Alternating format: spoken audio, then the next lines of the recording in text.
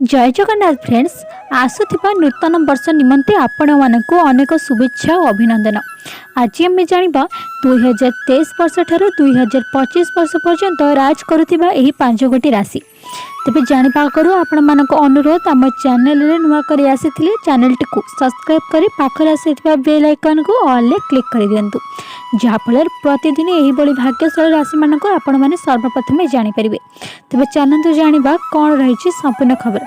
तेबे आज आम आपण मानक जणाइबाकू जाउछि कि आसुथिबा नूतन वर्षर आगमन केउ 5 राशि लोकंक ऊपर भाग्य बदलबाकू जाउछि। प्रथम राशिटी हेउछि मिथुन राशि।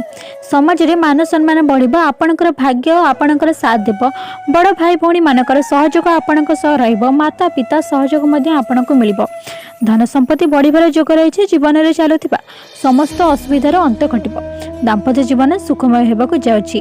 तेबे द्वितीय राशिटी हेउछि मेष राशि। चाकरी रे प्रमोशन हेबार संभावना अछि। व्यापार वाणिज्य रे उन्नति करिवे। वैवाहिक जीवन खुशी अतिबाहित हो। धनर कौन अभाव जीवन में रहिबो नाही। संतान सुख प्राप्तिर मध्य जोग रही। तृतीय राशिटी हेउछि वृष राशि। आपणक पई एही वर्षटी शुभ रहिबो। धन वृद्धि हेबार नुआ नुआ मार्ग आपणको मिलिबो। आपण करुथिबा चाकरी रे उन्नति करिवार जोग रही। आपण विदेश यात्रा करिबारे भल जोग बनउछि। सब प्रकार सुख सुविधा आपणको मिलिबाकू जाउछि एही नूतन वर्ष रे। चतुर्थ राशिटी हेउछि मकर राशि। धन संपत्ति रे वृद्धि हेबाकू जाउछि। जो माने अविवाहित अछन्ति तांको पई विवाहर शुभ खोलुछि एही नूतन वर्ष रे। स्वामी स्त्री मध्य खुशीर समय अतिबाहित हेबो। प्रेम जीवन में खुशीर आगमन हेबो।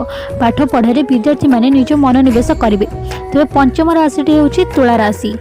एही वर्ष आपण निज जीवन में खूब नुआ नुआ जिनिसर उपलब्धि हासिल करेंगे।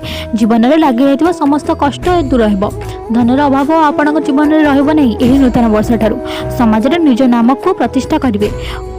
तेबे यह थिला एही 5टी राशि राशिफल जहाँकि 2023 ରୁ 2025 रे राज करबाकू जाउछिनी एवं तांको ऊपर हबकू जाउछि धनर वर्षा। धन्यवाद।